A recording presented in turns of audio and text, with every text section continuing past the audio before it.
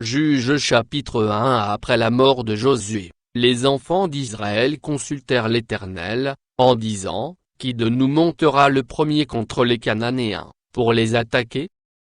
L'Éternel répondit, Juda montera, voici, j'ai livré le pays entre ses mains.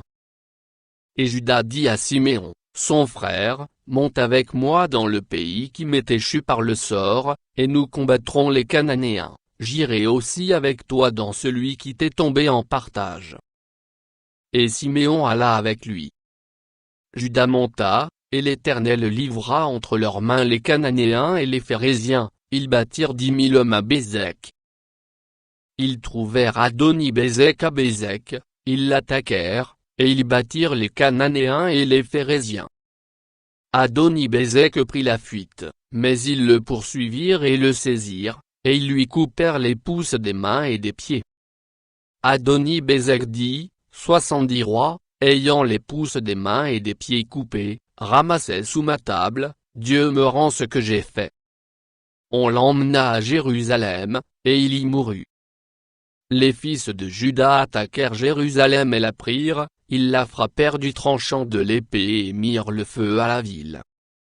Les fils de Juda descendirent ensuite, pour combattre les Cananéens qui habitaient la montagne, la contrée du Midi et la plaine. Juda marcha contre les Cananéens qui habitaient à Hébron, appelé autrefois Kirjat-Arba, et il battit Shekaï, Haïman et Talmaï.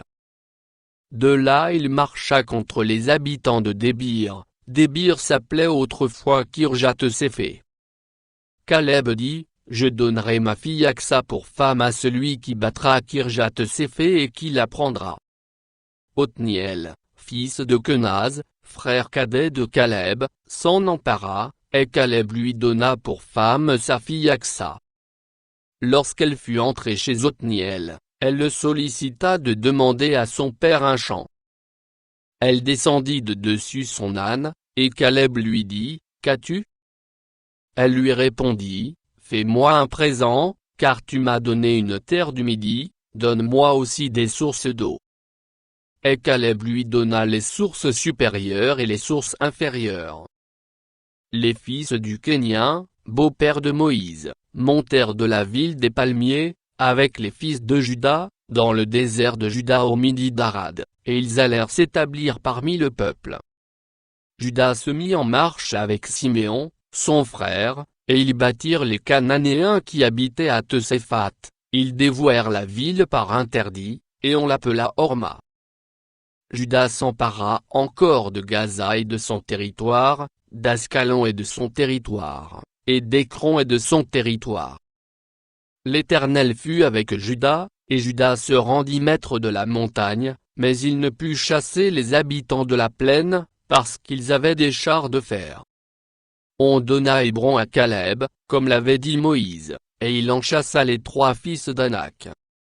Les fils de Benjamin ne chassèrent point les Jébusiens qui habitaient à Jérusalem, et les Jébusiens ont habité jusqu'à ce jour dans Jérusalem avec les fils de Benjamin. La maison de Joseph monta aussi contre Béthel, et l'Éternel fut avec eux. La maison de Joseph fit explorer Béthel, qui s'appelait autrefois Luz. Les gardes virent un homme qui sortait de la ville, et ils lui dirent, montre-nous par où nous pourrons entrer dans la ville, et nous te ferons grâce. Il leur montra par où ils pourraient entrer dans la ville. Et ils frappèrent la ville du tranchant de l'épée, mais ils laissèrent aller cet homme et toute sa famille. Cet homme se rendit dans le pays des Hétiens, il bâtit une ville, et lui donna le nom de Luz, nom qu'elle a porté jusqu'à ce jour. Manassé ne chassa point les habitants de Beth-Shan et des villes de son ressort, de Tanak et des villes de son ressort, de Dor et des villes de son ressort, de Jiblam et des villes de son ressort, de Megiddo et des villes de son ressort, et les Cananéens voulurent rester dans ce pays. Lorsqu'Israël fut assez fort, il assujettit les Cananéens à un tribut, mais il ne les chassa point. Éphraïm ne chassa point les Cananéens qui habitaient à Gézér, et les Cananéens habitèrent au milieu d'Éphraïm à Gézér. Zabulon ne chassa point les habitants de Kitron, ni les habitants de Nahalol, et les Cananéens habitèrent au milieu de Zabulon, mais ils furent assujettis à un tribut. Azé ne chassa point les habitants d'Akko, ni les habitants de Sidon, ni ceux d'Akchlal, d'Akzib, de Elba, d'Afik et de Rehob, et les Assérites habitèrent au milieu des Cananéens, habitants du pays, car ils ne les chassèrent point. Nephtali ne chassa point les habitants de Beth-Shemesh, ni les habitants de Beth-Anath, et il habita au milieu des Cananéens, habitants du pays, mais les habitants de Beth-Shemesh et de Beth-Anath furent assujettis à un tribut. Les Amoréens repoussèrent dans la montagne les fils de Dan, et ne les laissèrent pas descendre dans la plaine. Les Amoréens voulurent rester à Har-Hérès, à Ajalon et à Chalbim, mais la main de la maison de Joseph s'appesantit sur eux, et ils furent assujettis à un tribut. Le territoire des Amoréens s'étendait depuis la montée d'Akrabim, depuis Séla, et en dessus. Chapitre 2. Un envoyé de l'Éternel monta de Gilgal à Bokim, et dit, Je vous ai fait monter hors d'Égypte, et je vous ai amené dans le pays que j'ai juré à vos pères de vous donner. J'ai dit, Jamais je ne romprai mon alliance avec vous, et vous, vous ne traiterez point alliance avec les habitants de ce pays, vous renverserez leurs autels. Mais vous n'avez point obéi à ma voix. Pourquoi avez-vous fait cela? J'ai dit alors, je ne les chasserai point devant vous, mais ils seront à vos côtés, et leurs dieux vous seront un piège. Lorsque l'envoyé de l'Éternel eut dit ces paroles à tous les enfants d'Israël, le peuple éleva la voix et pleura. Ils donnèrent à ce lieu le nom de Bokim, et ils y offrirent des sacrifices à l'Éternel. Josué renvoya le peuple, et les enfants d'Israël allèrent chacun dans son héritage pour prendre possession du pays.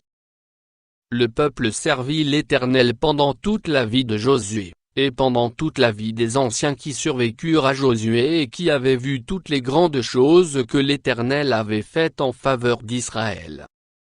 Josué, fils de Nun, serviteur de l'Éternel, mourut âgé de 110 ans. On l'ensevelit dans le territoire qu'il avait eu en partage, à Timnath-Hérès, dans la montagne d'Éphraïm, au nord de la montagne de Gash. Toute cette génération fut recueillie auprès de ses pères, et il s'éleva après elle une autre génération, qui ne connaissait point l'Éternel, ni ce qu'il avait fait en faveur d'Israël. Les enfants d'Israël firent alors ce qui déplaît à l'Éternel, et ils servirent les Baals. Ils abandonnèrent l'Éternel, le Dieu de leur père, qui les avait fait sortir du pays d'Égypte. Et ils allèrent après d'autres dieux d'entre les dieux des peuples qui les entouraient, ils se prosternèrent devant eux, et ils irritèrent l'Éternel. Ils abandonnèrent l'Éternel, et ils servirent Baal et les Astartés. La colère de l'Éternel s'enflamma contre Israël. Il les livra entre les mains de pillards qui les pillèrent, il les vendit entre les mains de leurs ennemis d'alentour, et ils ne purent plus résister à leurs ennemis. Partout où ils allaient, la main de l'Éternel était contre eux pour leur faire du mal, comme l'Éternel avait dit, comme l'Éternel leur avait juré. Ils furent ainsi dans une grande détresse. L'Éternel suscita des juges, afin qu'ils les délivrassent de la main de ceux qui les pillaient. Mais ils n'écoutèrent pas même leurs juges, car ils se prostituèrent à d'autres dieux, se prosternèrent devant eux. Ils se détournèrent promptement de la voie qu'avaient suivie leur père, et ils n'obéirent point comme eux au commandement de l'Éternel. Lorsque l'Éternel leur suscitait des juges, l'Éternel était avec le juge, et il les délivrait de la main de leurs ennemis pendant toute la vie du juge, car l'Éternel avait pitié de leurs gémissements contre ceux qui les opprimaient et les tourmentaient. Mais, à la mort du juge, ils se corrompaient de nouveau plus que leur père, en allant après d'autres dieux pour les servir et se prosterner devant eux, et ils persévéraient dans la même conduite et le même endurcissement. Alors la colère de l'Éternel s'enflamma contre Israël, et il dit, puisque cette nation a transgressé mon alliance que j'avais prescrite à ses pères, et puisqu'ils n'ont point obéi à ma voix, je ne chasserai plus devant eux aucune des nations que Josué laissa quand il mourut. C'est ainsi que je mettrai pareil Israël à l'épreuve, pour savoir s'ils prendront garde ou non de suivre la voie de l'Éternel, comme leurs pères y ont pris garde. Et l'Éternel laissa en repos ces nations qu'il n'avait pas livrées entre les mains de Josué, et il ne se hâta point de les chasser. Chapitre 3. Voici les nations que l'Éternel laissa pour éprouver par elles Israël, tous ceux qui n'avaient pas connu toutes les guerres de Canaan. Il voulait seulement que les générations des enfants d'Israël connussent et apprissent la guerre, ceux qui ne l'avaient pas connue auparavant. Ces nations étaient, les 5 princes des Philistins, tous les Cananéens, les Sidoniens, et les Éviens qui habitaient la montagne du Liban, depuis la montagne de Baal-Hermon jusqu'à l'entrée de Hamath. Ces nations servirent à mettre Israël à l'épreuve, afin que l'Éternel sût s'ils obéiraient au commandement qu'il avait prescrit à leur père par Moïse. Et les enfants d'Israël habitèrent au milieu des Cananéens, des Hétiens, des Amoréens, des Phéréziens, des Éviens et des Jébusiens. Ils prirent leurs filles pour femmes, ils donnèrent à leurs fils leurs propres filles, et ils servirent leurs dieux.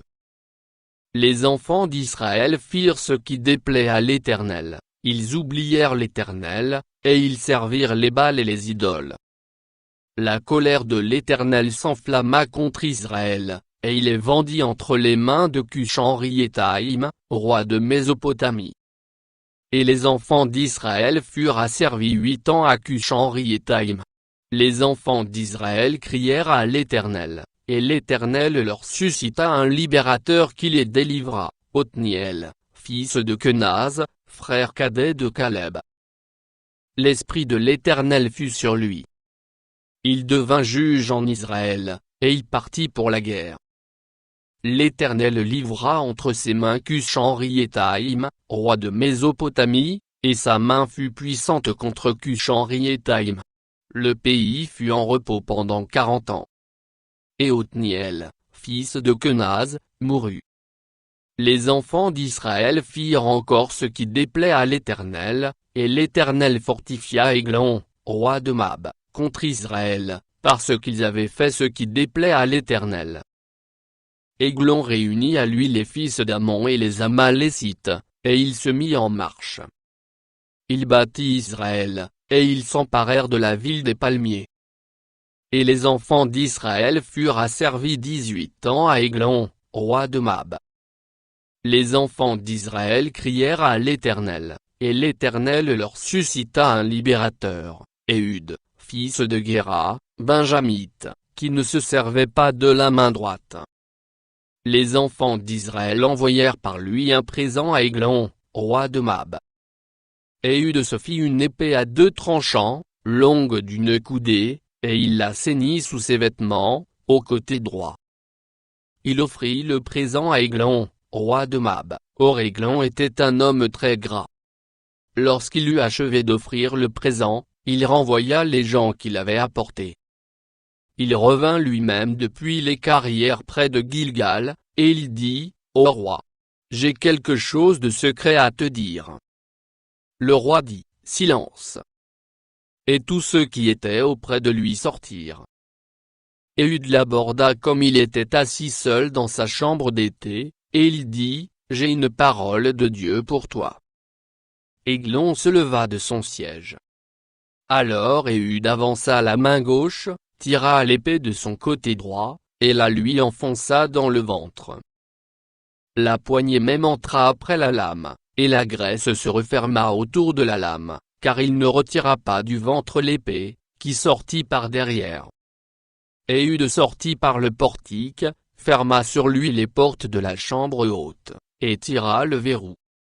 Quand il fut sorti, les serviteurs du roi vinrent et regardèrent, et voici, les portes de la chambre haute étaient fermées au verrou. Ils dirent, sans doute il se couvre les pieds dans la chambre d'été. Ils attendirent longtemps, et comme ils n'ouvraient pas les portes de la chambre haute, ils prirent la clé et ouvrirent, et voici, leur maître était mort, étendu par terre. Pendant leur délai, Ehud prit la fuite, dépassa les carrières, et se sauva à Seïra. Dès qu'il fut arrivé, il sonna de la trompette dans la montagne d'Éphraïm. Les enfants d'Israël descendirent avec lui de la montagne, et il se mit à leur tête. Il leur dit, « Suivez-moi, car l'Éternel a livré entre vos mains les Moabites, vos ennemis. » Ils descendirent après lui, s'emparèrent des gués du Jourdain vis-à-vis de Moab, et ne laissèrent passer personne. Ils battirent dans ce temps-là environ 10 000 hommes de Moab, tous robustes, tous vaillants, et pas un n'échappa. En ce jour, Moab fut humilié sous la main d'Israël. Et le pays fut en repos pendant 80 ans. Après lui, il y eut Shamgar, fils d'Anath. Il battit 600 hommes des Philistins avec un aiguillon à bœuf. Et lui aussi fut un libérateur d'Israël. Chapitre 4. Les enfants d'Israël firent encore ce qui déplaît à l'Éternel, après qu'Éhud fut mort. Et l'Éternel les vendit entre les mains de Jabin, roi de Canaan, qui régnait à Hatzor. Le chef de son armée était Sisera, et habitait à Haroshet-Goïm.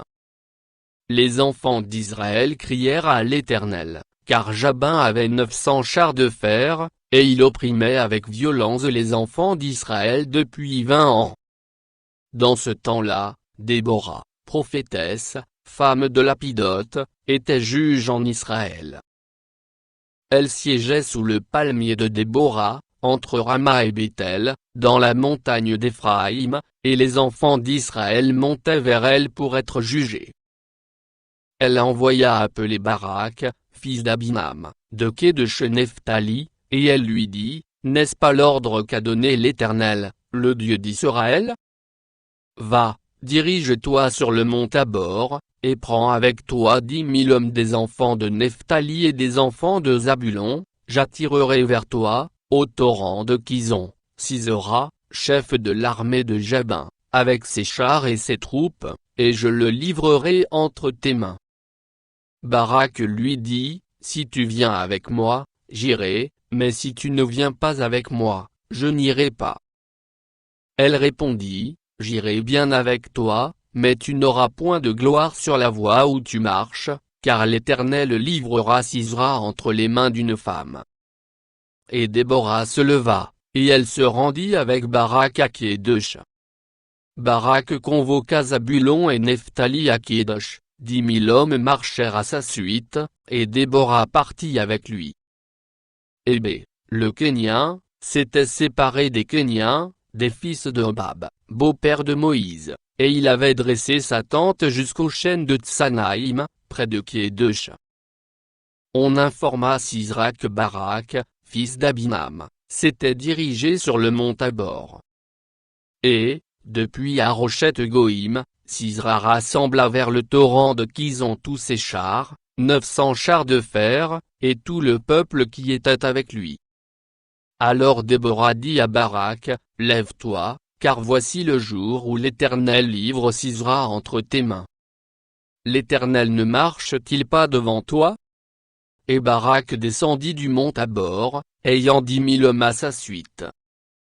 L'Éternel mit en déroute devant Barak, par le tranchant de l'épée, Sisera, tous ses chars et tout le camp. Sisera descendit de son char, et s'enfuit à pied. Barak poursuivit les chars et l'armée jusqu'à Haroshet-Goïm, et toute l'armée de Sisera tomba sous le tranchant de l'épée, sans qu'il en restât un seul homme. Sisera se réfugia à pied dans la tente de Jaël, femme d'Hébé, le Kénien, car il y avait paix entre Jabin, roi d'Hatzor, et la maison d'Hébé, le Kénien.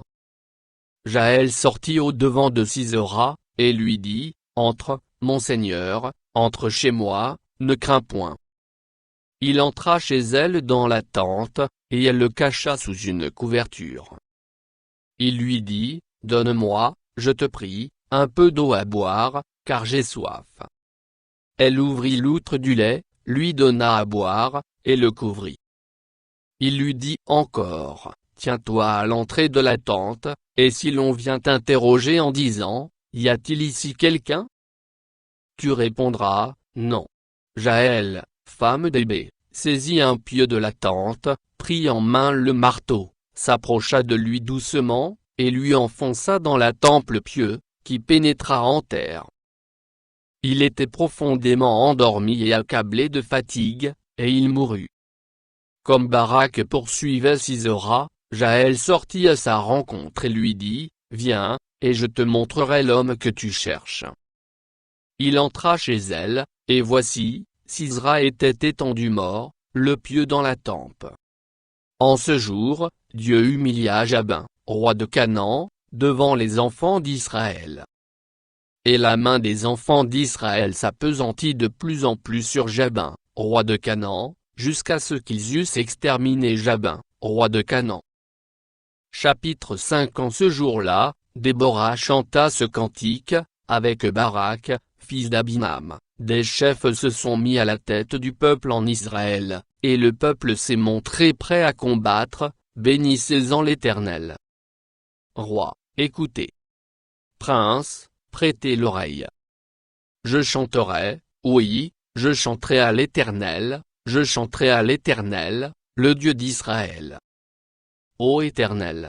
Quand tu sortis de Séhir, quand tu t'avanças des champs d'Édom, la terre trembla, et les cieux se fondirent et les nuées se fondirent en eau, les montagnes s'ébranlèrent devant l'Éternel, ce Sinaï devant l'Éternel, le Dieu d'Israël.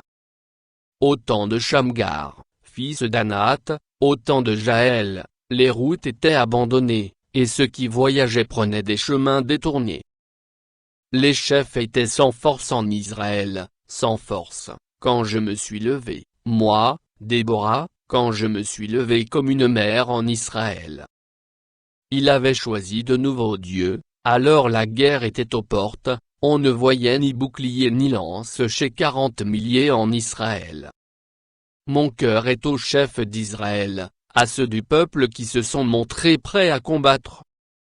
Bénissez l'Éternel. Vous qui montez de blanches ânesses, vous qui avez pour siège des tapis, et vous qui marchez sur la route, chantez. Que de leur voix les archers, du milieu des abreuvoirs, célèbrent les bienfaits de l'Éternel, les bienfaits de son conducteur en Israël. Alors le peuple de l'Éternel descendit aux portes. Réveille-toi, réveille-toi, Déborah. Réveille-toi, réveille-toi, dis un cantique. Lève-toi, Barak, et emmène tes captifs, fils d'Abinam. Alors un reste du peuple triompha des puissants, l'Éternel me donna la victoire sur les héros. D'Éphraïm arrivèrent les habitants d'Amalek. À ta suite marcha Benjamin parmi ta troupe. De Makir vinrent des chefs, et de Zabulon des commandants. Les princes d'Issachar furent avec Déborah, et Issachar suivit Barak, il fut envoyé sur ses pas dans la vallée. Près des ruisseaux de Ruben, grandes furent les résolutions du cœur. Pourquoi es-tu resté au milieu des étables à écouter le bêlement des troupeaux? Au ruisseau de Ruben, grandes furent les délibérations du cœur. Gala au-delà du Jourdain n'a pas quitté sa demeure. Pourquoi Dan s'est-il tenu sur les navires? Azé s'est assis sur le rivage de la mer, et s'est reposé dans ses ports. Zabulon est un peuple qui affronta la mort, et Nephtali de même, sur les hauteurs des champs. Les rois vinrent, ils combattirent, alors combattirent les rois de Canaan, à Tanak, aux eaux de Megiddo, ils ne remportèrent nul butin, nul argent. Des cieux ont combattu, de leur sentier les étoiles combattirent contre Sisera. Le torrent de Kizon les a entraînés, le torrent des anciens temps, le torrent de Kizon. Mon âme, foule aux pieds les héros. Alors les talons des chevaux retentirent, à la fuite précipitée de leurs guerriers. Maudissez Méro, dit l'ange de l'Éternel, maudissez, maudissez ses habitants, car ils ne vinrent pas au secours de l'Éternel, parmi les hommes vaillants. Béni soit entre les femmes Jaël, femme d'Hébé, le Kénien. Béni soit-elle entre les femmes qui habitent sous les tentes. Il demanda de l'eau, elle a donné du lait, dans la coupe d'honneur elle a présenté de la crème. D'une main elle a saisi le pieu, et de sa droite le marteau des travailleurs, elle a frappé Sisera, lui a fendu la tête, fracassé et transpercé la tempe. Au pied de Jaël il s'est affaissé, il est tombé, il s'est couché, à ses pieds il s'est affaissé, il est tombé, là où il s'est affaissé, là il est tombé sans vie. Par la fenêtre, à travers le treillis, la mère de Sisera regarde, et s'écrie, pourquoi son char tarde-t-il à venir? Pourquoi ses chars vont-ils si lentement? Les plus sages d'entre ces femmes lui répondent, et elle se répond à elle-même, ne trouve-t-il pas du butin? Ne le partage-t-il pas? Une jeune fille, 2 jeunes filles par homme, du butin en vêtements de couleur pour Sisera, du butin en vêtements de couleur, brodé, un vêtement de couleur, 2 vêtements brodés, pour le cou du vainqueur. Périssent ainsi tous tes ennemis, ô Éternel. Ceux qui l'aiment sont comme le soleil, quand il paraît dans sa force. Le pays fut en repos pendant 40 ans. Chapitre 6 Les enfants d'Israël firent ce qui déplaît à l'Éternel, et l'Éternel les livra entre les mains de Madian, pendant 7 ans. La main de Madian fut puissante contre Israël. Pour échapper à Madian, les enfants d'Israël se retiraient dans les ravins des montagnes, dans les cavernes et sur les rochers fortifiés. Quand Israël avait semé, Madian montait avec Amalek et les fils de l'Orient, et il marchait contre lui. Il campait en face de lui, détruisait les productions du pays jusque vers Gaza, et ne laissait en Israël ni vivre, ni brebis, ni bœufs, ni ânes. Car ils montaient avec leurs troupeaux et leurs tentes, ils arrivaient comme une multitude de sauterelles, ils étaient innombrables, eux et leurs chameaux, et ils venaient dans le pays pour le ravager. Israël fut très malheureux à cause de Madian, et les enfants d'Israël crièrent à l'Éternel. Lorsque les enfants d'Israël crièrent à l'Éternel au sujet de Madian, l'Éternel envoya un prophète aux enfants d'Israël. Il leur dit, ainsi parle l'Éternel, le Dieu d'Israël, je vous ai fait monter d'Égypte, et je vous ai fait sortir de la maison de servitude. Je vous ai délivré de la main des Égyptiens et de la main de tous ceux qui vous opprimaient, je les ai chassés devant vous, et je vous ai donné leur pays. Je vous ai dit, je suis l'Éternel, votre Dieu, vous ne craindrez point les dieux des Amoréens, dans le pays desquels vous habitez. Mais vous n'avez point écouté ma voix. Puis vint l'ange de l'Éternel, et il s'assit sous le térébinthe d'Ophra, qui appartenait à Joa, de la famille d'Abiézéran. Gédéon, son fils, battait du froment au pressoir, pour le mettre à l'abri de Madian. L'ange de l'Éternel lui apparut, et lui dit, l'Éternel est avec toi, vaillant héros. Gédéon lui dit, ah! Mon Seigneur, si l'Éternel est avec nous, pourquoi toutes ces choses nous sont-elles arrivées? Et où sont tous ces prodiges que nos pères nous racontent, quand ils disent, l'Éternel ne nous a-t-il pas fait monter hors d'Égypte? Maintenant l'Éternel nous abandonne, et il nous livre entre les mains de Madian. L'Éternel se tourna vers lui, et dit, va avec cette force que tu as, et délivre Israël de la main de Madian, n'est-ce pas moi qui t'envoie? Gédéon lui dit, ah! Mon Seigneur, avec quoi délivrerai-je Israël? Voici, ma famille est la plus pauvre en Manassé, et je suis le plus petit dans la maison de mon père. L'Éternel lui dit, mais je serai avec toi, et tu battras Madian comme un seul homme. Gédéon lui dit, si j'ai trouvé grâce à tes yeux, donne-moi un signe pour montrer que c'est toi qui me parles. Ne t'éloigne point d'ici jusqu'à ce que je revienne auprès de toi, que j'apporte mon offrande, et que je la dépose devant toi. Et l'Éternel dit, je resterai jusqu'à ce que tu reviennes. Gédéon entra, prépara un chevreau, et fit avec un épha de farine des pains sans levain.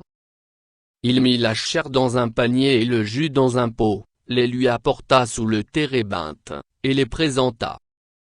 L'ange de Dieu lui dit, prends la chair et les pains sans levain, pose-les sur ce rocher, et répands le jus. Et il fit ainsi. L'ange de l'Éternel avança l'extrémité du bâton qu'il avait à la main, et toucha la chair et les pains sans levain. Alors il s'éleva du rocher un feu qui consuma la chair et les pains sans levain. Et l'ange de l'Éternel disparut à ses yeux. Gédéon, voyant que c'était l'ange de l'Éternel, dit, malheur à moi, Seigneur Éternel. Car j'ai vu l'ange de l'Éternel face à face. Et l'Éternel lui dit, sois en paix, ne crains point, tu ne mourras pas. Gédéon bâtit là un autel à l'Éternel, et lui donna pour nom l'Éternel paix. Il existe encore aujourd'hui à Ophra, qui appartenait à la famille d'Abiézér. Dans la même nuit, l'Éternel dit à Gédéon, prends le jeune taureau de ton père, et un second taureau de 7 ans. Renverse l'autel de Baal qui est à ton père, et abat le pieu sacré qui est dessus. Tu bâtiras ensuite et tu disposeras, sur le haut de ce rocher, un autel à l'Éternel ton Dieu. Tu prendras le second taureau, et tu offriras un holocauste, avec le bois de l'idole que tu auras abattu. Gédéon prit 10 hommes parmi ses serviteurs, et fit ce que l'Éternel avait dit, mais, comme il craignait la maison de son père et les gens de la ville, il l'exécuta de nuit, et non de jour. Lorsque les gens de la ville se furent levés de bon matin, voici, l'autel de Baal était renversé, le pieu sacré placé dessus était abattu, et le second taureau était offert en holocauste sur l'autel qui avait été bâti. Ils se dirent l'un à l'autre, qui a fait cela?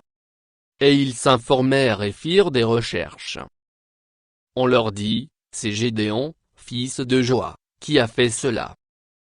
Alors les gens de la ville dirent à Joa, fais sortir ton fils, et qu'il meure, car il a renversé l'autel de Baal et abattu le pieu sacré qui était dessus. Joa répondit à tous ceux qui se présentèrent à lui, est-ce à vous de prendre parti pour Baal? Est-ce à vous de venir à son secours? Quiconque prendra parti pour Baal mourra avant que le matin vienne. Si Baal est un dieu, qu'il plaide lui-même sa cause, puisqu'on a renversé son autel. Et en ce jour l'on donna à Gédéon le nom de Jerubbaal, en disant, que Baal plaide contre lui, puisqu'il a renversé son autel. Tout Madian, Amalek et les fils de l'Orient, se rassemblèrent, ils passèrent le Jourdain, et campèrent dans la vallée de Jizréel. Gédéon fut revêtu de l'Esprit de l'Éternel, il sonna de la trompette, et Abiézér fut convoqué pour marcher à sa suite. Il envoya des messagers dans tout Manassé, qui fut aussi convoqué pour marcher à sa suite. Qu'Abimélec fasse votre joie, et que vous fassiez aussi la sienne. Sinon, qu'un feu sorte d'Abimélec et dévore les habitants de Sichem et la maison de Milo, et qu'un feu sorte des habitants de Sichem et de la maison de Milo et dévore Abimélec. Jotham se retira et prit la fuite, il s'en alla à Beïr, où il demeura loin d'Abimélec, son frère. Abimélec avait dominé 3 ans sur Israël.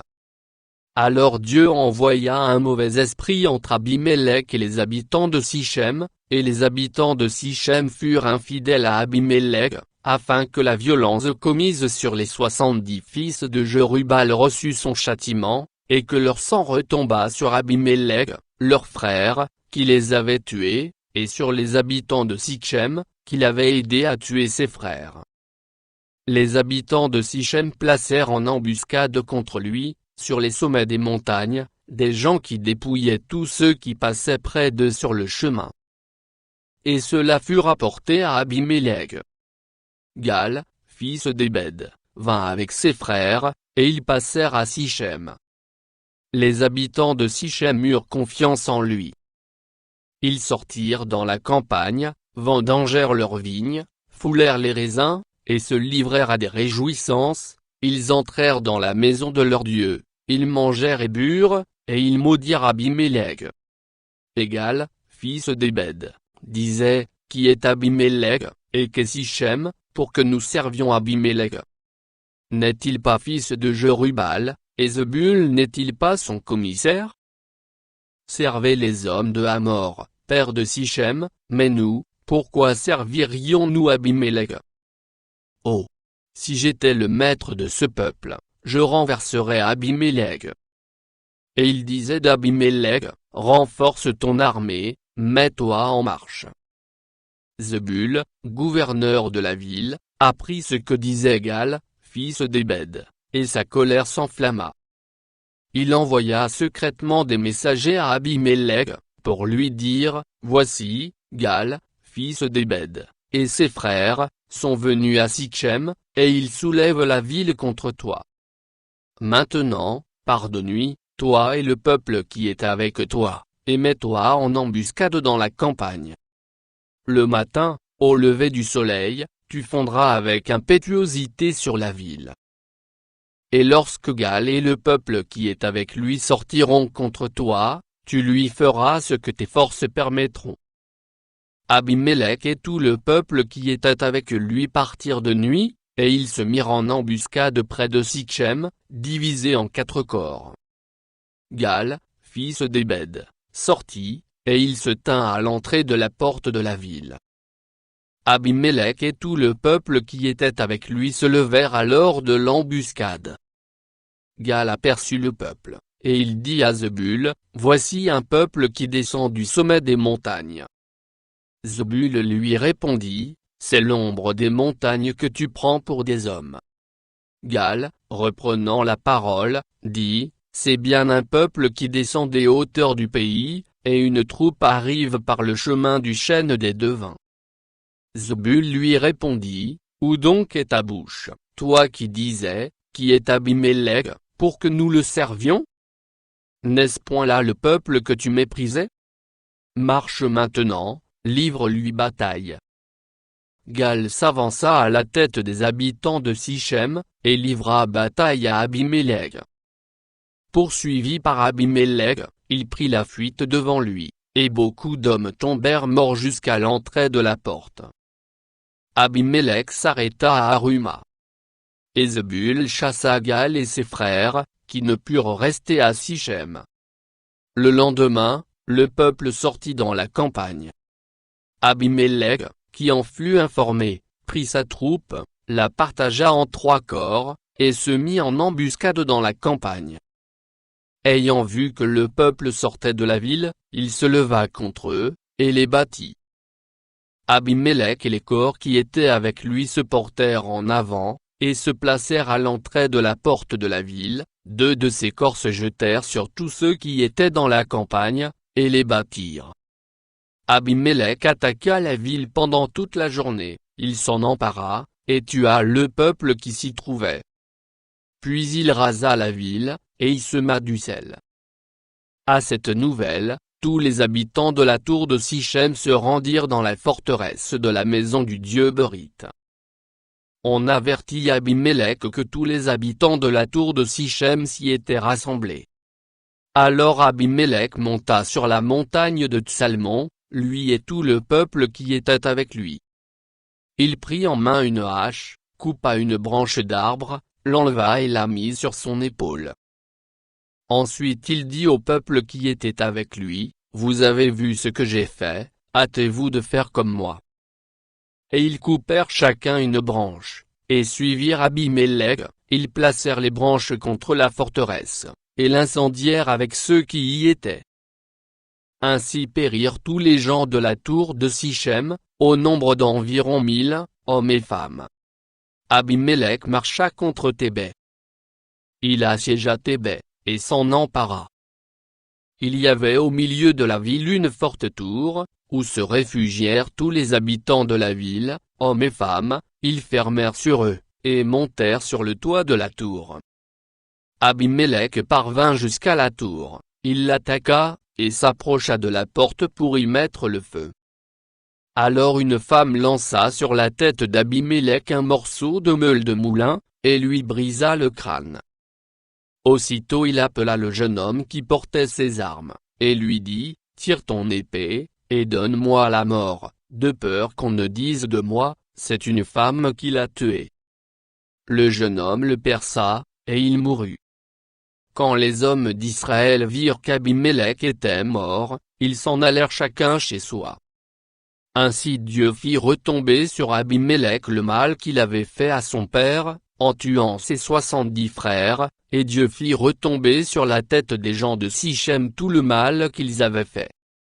Ainsi s'accomplit sur eux la malédiction de Jotham, fils de Jerubbaal. Chapitre 10. Après Abimélec, Tola, fils de Pua, fils de Dodo, homme d'Issachar, se leva pour délivrer Israël. Il habitait à Shamir, dans la montagne d'Éphraïm. Il fut juge en Israël pendant 23 ans, puis il mourut, et fut enterré à Shamir. Après lui, se leva Jaïr, le Galadite, qui fut juge en Israël pendant 22 ans. Il avait 30 fils, qui montaient sur 30 canons, et qui possédaient 30 villes, appelées encore aujourd'hui bourg de Jaïr, et situées dans le pays de Gala. Et Jaïr mourut, et fut enterré à Camon. Les enfants d'Israël firent encore ce qui déplaît à l'Éternel, ils servirent les Baals et les Astartés, les dieux de Syrie, les dieux de Sidon, les dieux de Mab, les dieux des fils d'Ammon, et les dieux des Philistins, et ils abandonnèrent l'Éternel et ne le servirent plus. La colère de l'Éternel s'enflamma contre Israël, et il les vendit entre les mains des Philistins et entre les mains des fils d'Ammon. Ils opprimèrent et écrasèrent les enfants d'Israël cette année-là, et pendant 18 ans tous les enfants d'Israël qui étaient de l'autre côté du Jourdain dans le pays des Amoréens en Gala. Les fils d'Ammon passèrent le Jourdain pour combattre aussi contre Juda, contre Benjamin et contre la maison d'Éphraïm.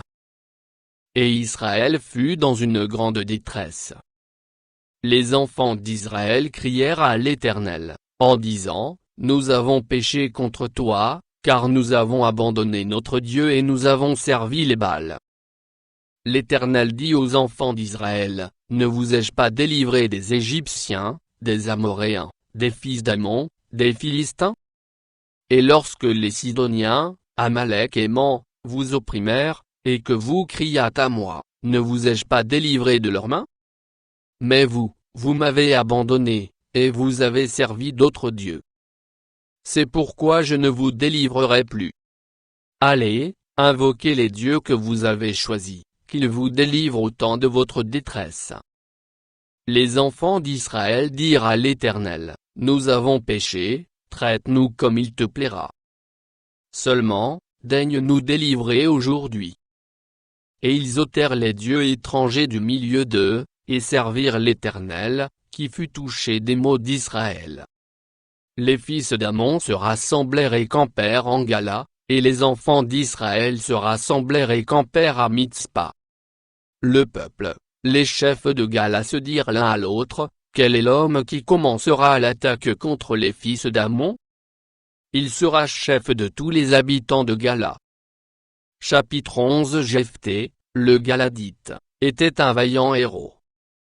Il était fils d'une femme prostituée, et c'est Gala qui avait engendré Jephthé.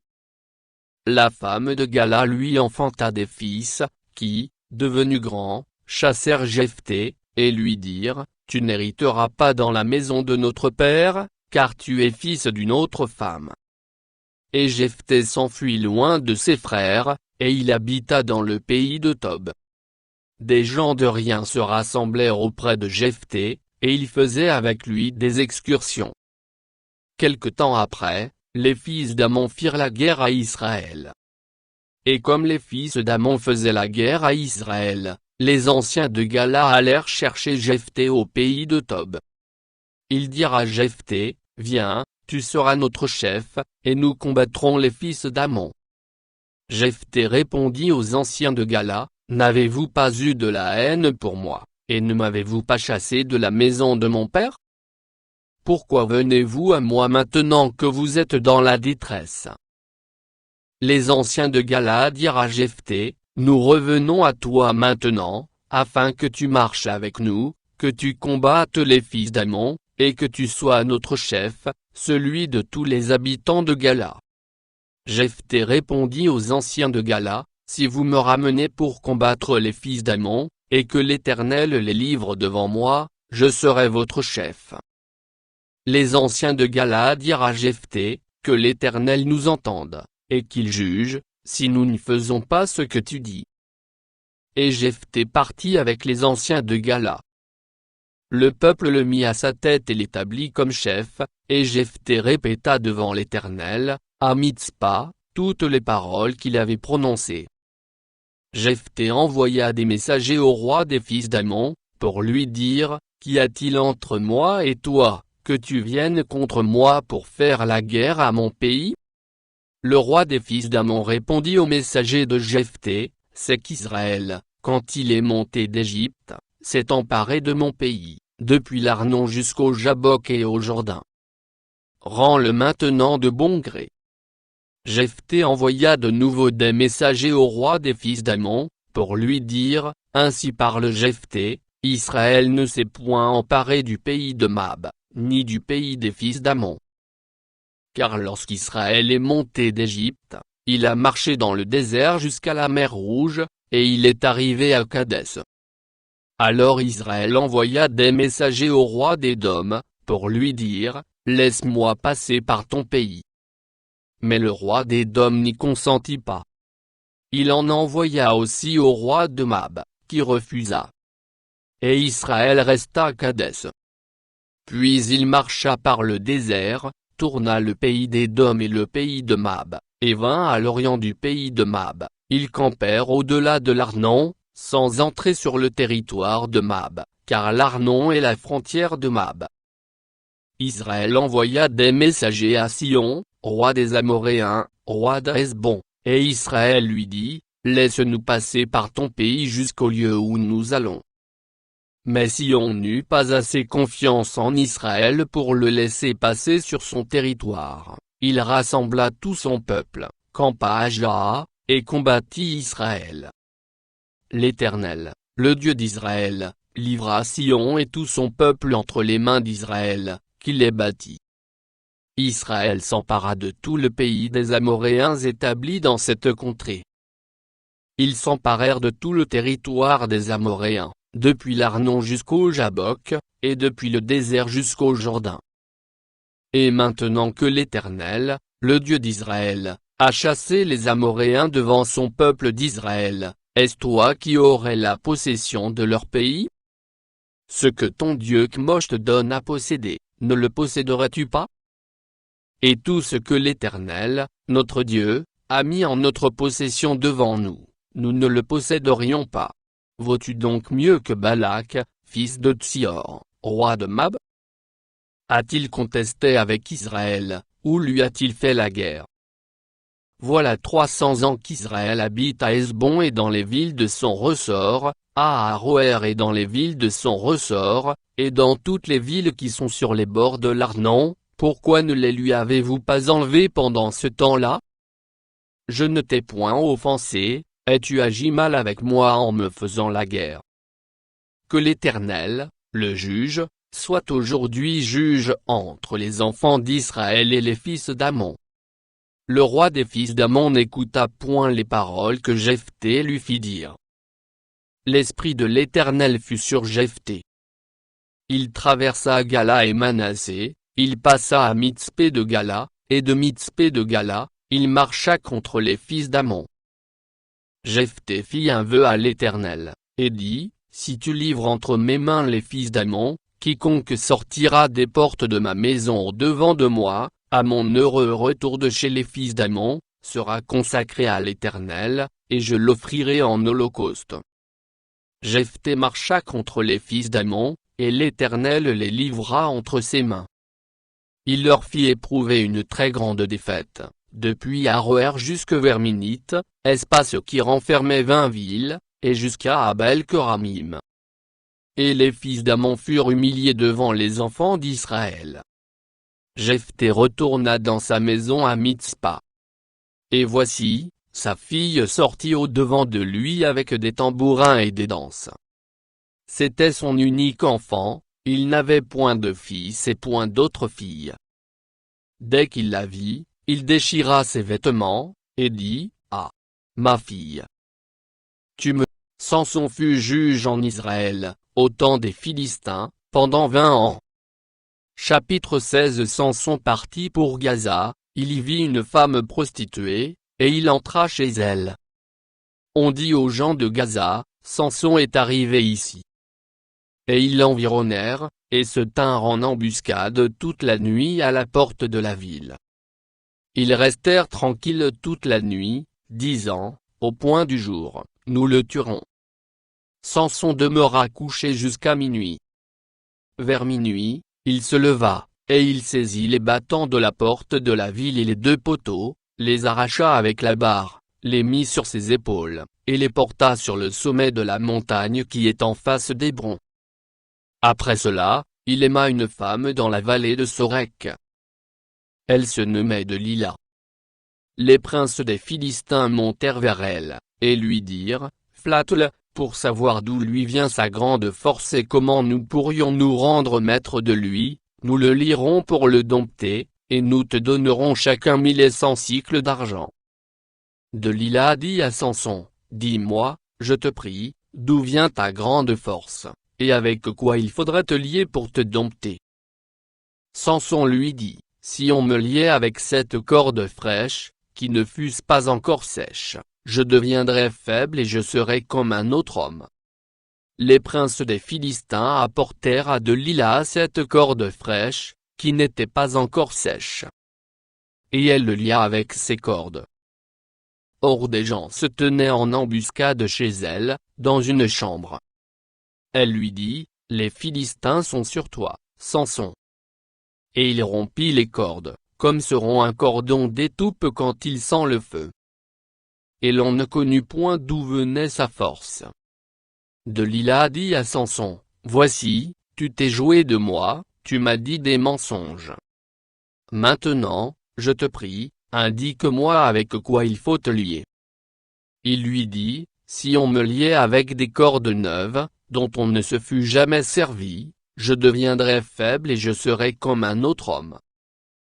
Delila prit des cordes neuves, avec lesquelles elle le lia. Puis elle lui dit, les Philistins sont sur toi, Samson. Or des gens se tenaient en embuscade dans une chambre. Et il rompit comme un fil les cordes qu'il avait au bras.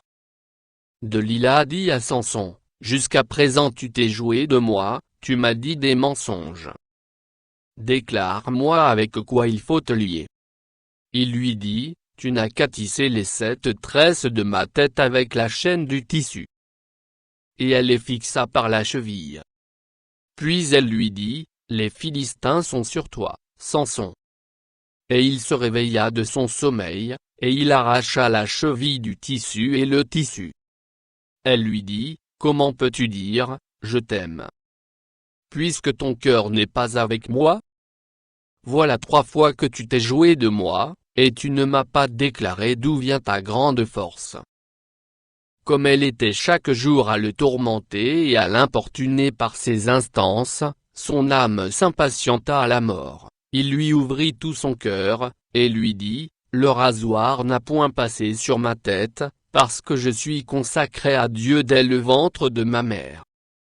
Si j'étais rasé, ma force m'abandonnerait, je deviendrais faible, et je serais comme tout autre homme. Delila, voyant qu'il lui avait ouvert tout son cœur, envoya appeler les princes des Philistins, et leur fit dire, montez cette fois, car il m'a ouvert tout son cœur. Et les princes des Philistins montèrent vers elle, et apportèrent l'argent dans leurs mains. Elle l'endormit sur ses genoux.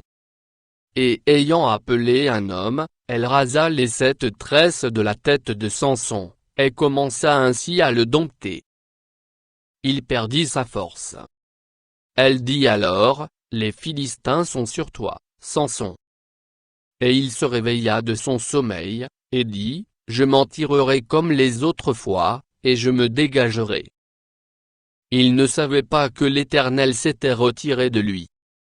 Les Philistins le saisirent, et lui crevèrent les yeux, ils le firent descendre à Gaza, et le lièrent avec des chaînes d'airain. Il tournait la meule dans la prison. cependant les cheveux de sa tête recommençaient à croître, depuis qu'il avait été rasé. Or les princes des Philistins s'assemblèrent pour offrir un grand sacrifice à Dagon, leur dieu, et pour se réjouir. Ils disaient, notre Dieu a livré entre nos mains Samson, notre ennemi. Et quand le peuple le vit, ils célébrèrent leur Dieu, en disant, notre Dieu a livré entre nos mains notre ennemi, celui qui ravageait notre pays, et qui multipliait nos morts. Dans la joie de leur cœur, ils dirent, qu'on appelle Samson, et qu'il nous divertisse. Ils firent sortir Samson de la prison, et il joua devant eux.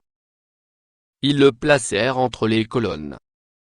Et Samson dit au jeune homme qui le tenait par la main, laisse-moi, afin que je puisse toucher les colonnes sur lesquelles repose la maison et m'appuyer contre elles. La maison était remplie d'hommes et de femmes, tous les princes des Philistins étaient là, et il y avait sur le toit environ 3000 personnes, hommes et femmes, qui regardaient Samson jouer. Alors Samson invoqua l'Éternel, et dit, Seigneur éternel, souviens-toi de moi, je te prie, ô Dieu. Donne-moi de la force seulement cette fois, et que d'un seul coup je tire vengeance des Philistins pour mes 2 yeux. Et Samson embrassa les 2 colonnes du milieu sur lesquelles reposait la maison, et il s'appuya contre elles, l'une était à sa droite, et l'autre à sa gauche. Samson dit, que je meure avec les Philistins. Il se pencha fortement, et la maison tomba sur les princes et sur tout le peuple qui y était. Ceux qu'il fit périr à sa mort furent plus nombreux que ceux qu'il avait tués pendant sa vie. Ses frères et toute la maison de son père descendirent, et l'emportèrent. Lorsqu'ils furent remontés, ils l'enterrèrent entre Tzora et Eshtaol dans le sépulcre de Mano, son père. Il avait été juge en Israël pendant 20 ans. Chapitre 17. Il y avait un homme dans la montagne d'Éphraïm, nommé Mika. Il dit à sa mère, les 1100 cycles d'argent qu'on t'a pris, et pour lesquels tu as fait des imprécations même à mes oreilles, voici, cet argent est entre mes mains, c'est moi qui l'avais pris. Et sa mère dit, béni soit mon fils par l'Éternel. Il rendit à sa mère les 1100 cycles d'argent, et sa mère dit, je consacre de ma main cet argent à l'Éternel, afin d'en faire pour mon fils une image taillée et une image en fonte, et c'est ainsi que je te le rendrai. Il rendit à sa mère l'argent. Sa mère prit 200 cycles d'argent. Et elle donna l'argent au fondeur, qui en fit une image taillée et une image en fonte. On les plaça dans la maison de Mika.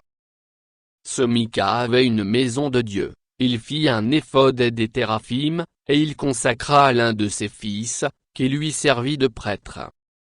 En ce temps-là, il n'y avait point de roi en Israël. Chacun faisait ce qui lui semblait bon.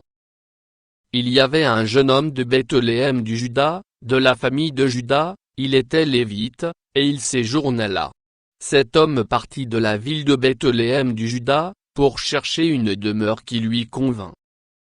En poursuivant son chemin, il arriva dans la montagne d'Éphraïm jusqu'à la maison de Mika. Mika lui dit, d'où viens-tu? Il lui répondit, je suis lévite, de Bethléem du Juda, et je voyage pour chercher une demeure qui me convienne. Mika lui dit, reste avec moi, tu me serviras de père et de prêtre, et je te donnerai 10 cycles d'argent par année, les vêtements dont tu auras besoin, et ton entretien. Et le Lévite entra. Il se décida ainsi à rester avec cet homme, qui regarda le jeune homme comme l'un de ses fils.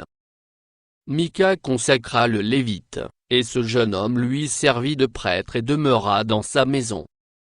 Et Mika dit, maintenant, je sais que l'Éternel me fera du bien, puisque j'ai ce Lévite pour prêtre. Chapitre 18. En ce temps-là, il n'y avait point de roi en Israël, et la tribu des Danites se cherchait une possession pour s'établir, car jusqu'à ce jour il ne lui était point échu d'héritage au milieu des tribus d'Israël. Les fils de Dan prirent sur eux tous, parmi leurs familles, 5 hommes vaillants, qu'ils envoyèrent de Tzora et d'Eshtaol, pour explorer le pays et pour l'examiner. Ils leur dirent, allez, examinez le pays. Ils arrivèrent dans la montagne d'Éphraïm jusqu'à la maison de Mika, et ils y passèrent la nuit.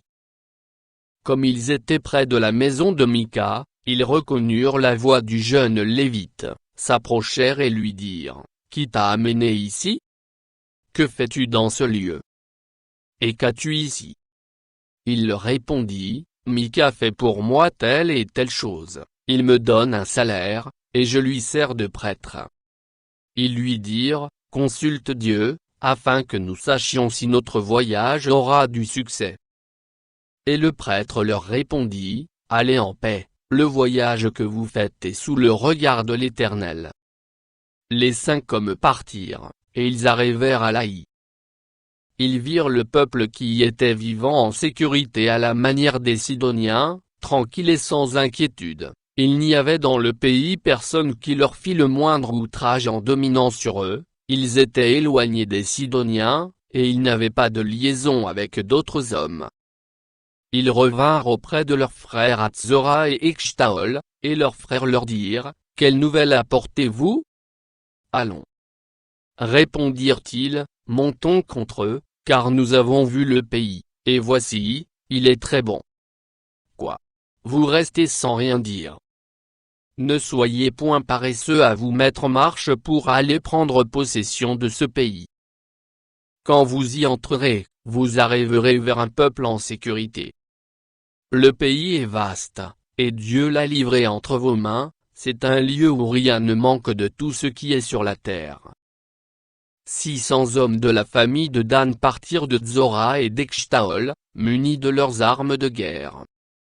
Ils montèrent, et campèrent à Kirjath-Jéarim en Juda, c'est pourquoi ce lieu, qui est derrière Kirjath-Jéarim, a été appelé jusqu'à ce jour Machanédan.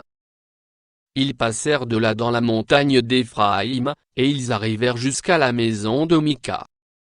Alors les 5 hommes qui étaient allés pour explorer le pays de Laï prirent la parole et dirent à leurs frères, savez-vous qu'il y a dans ces maisons-là un éphod, des téraphim, une image taillée et une image en fonte? Voyez maintenant ce que vous avez à faire. Ils s'approchèrent de là, entrèrent dans la maison du jeune Lévite, dans la maison de Mika, et lui demandèrent comment il se portait. Les 600 hommes d'entre les fils de Dan, munis de leurs armes de guerre, se tenaient à l'entrée de la porte.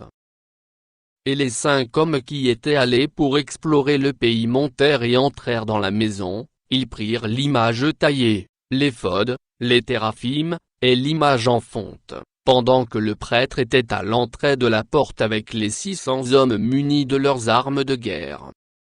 Lorsqu'ils furent entrés dans la maison de Mika, et qu'ils eurent pris l'image taillée, l'éphod, les téraphim, et l'image en fonte, le prêtre leur dit, que faites-vous?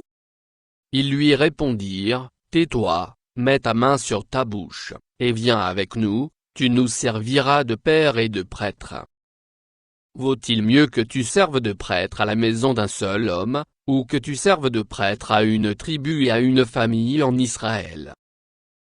Le prêtre éprouva de la joie dans son cœur, il prit l'éphod, les téraphim, et l'image taillée, et se joignit à la troupe. Ils se remirent en route et partirent, en plaçant devant eux les enfants, le bétail et les bagages. Comme ils étaient déjà loin de la maison de Mika, les gens qui habitaient les maisons voisines de celle de Mika se rassemblèrent et poursuivirent les fils de Dan. Ils appelèrent les fils de Dan, qui se retournèrent et dirent à Mika, qu'as-tu, et que signifie ce rassemblement?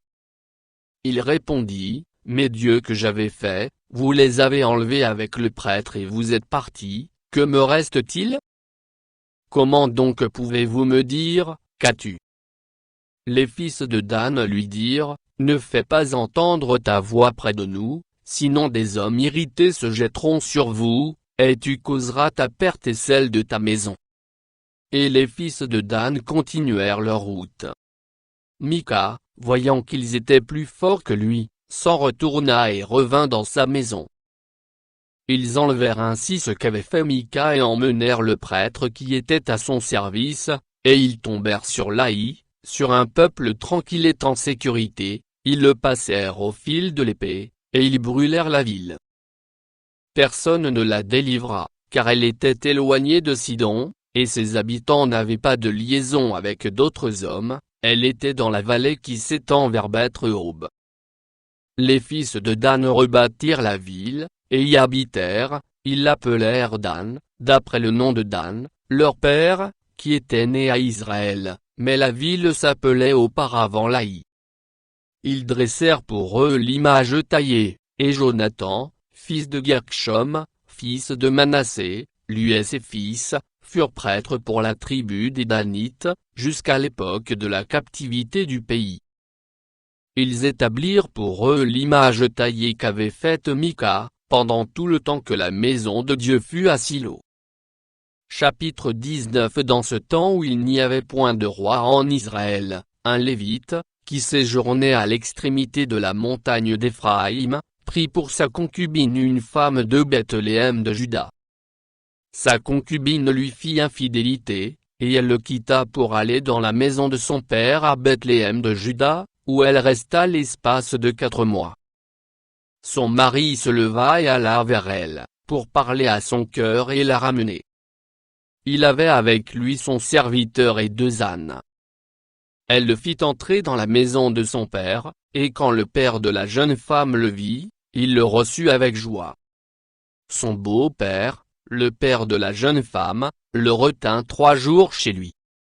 Il mangea 12 000 soldats, en leur donnant cet ordre, allez, et frappez du tranchant de l'épée les habitants de Jabès en Gala, avec les femmes et les enfants. Voici ce que vous ferez, vous dévouerez par interdit tout mâle et toute femme qui a connu la couche d'un homme. Ils trouvèrent parmi les habitants de Jabès en Gala 400 jeunes filles vierges qui n'avaient point connu d'homme en couchant avec lui, et ils les amenèrent dans le camp à Silo, qui est au pays de Canaan. Toute l'assemblée envoya des messagers pour parler aux fils de Benjamin qui étaient au rocher de Rimmon, et pour leur annoncer la paix. En ce temps-là, les Benjamites revinrent, et on leur donna les femmes à qui l'on avait laissé la vie parmi les femmes de Jabès en Gala. Mais il n'y en avait pas assez pour eux.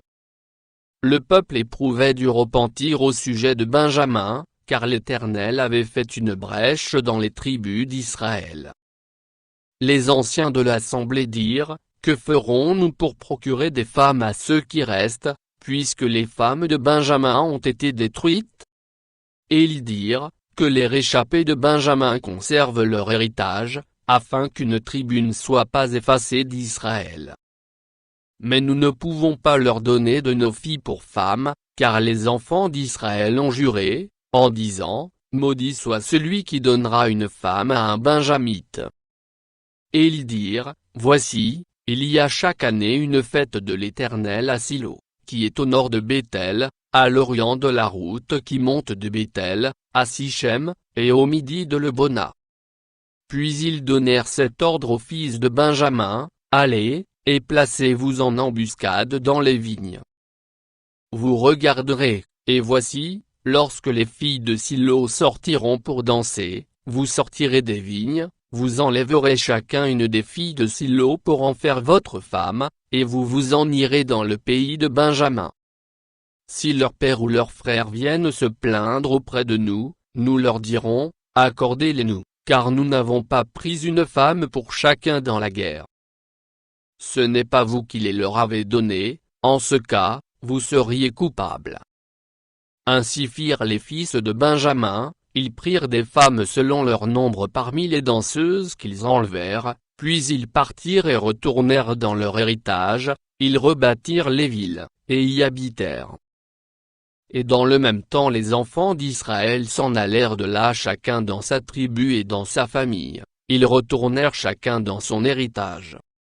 En ce temps-là, il n'y avait point de roi en Israël. Chacun faisait ce qui lui semblait bon.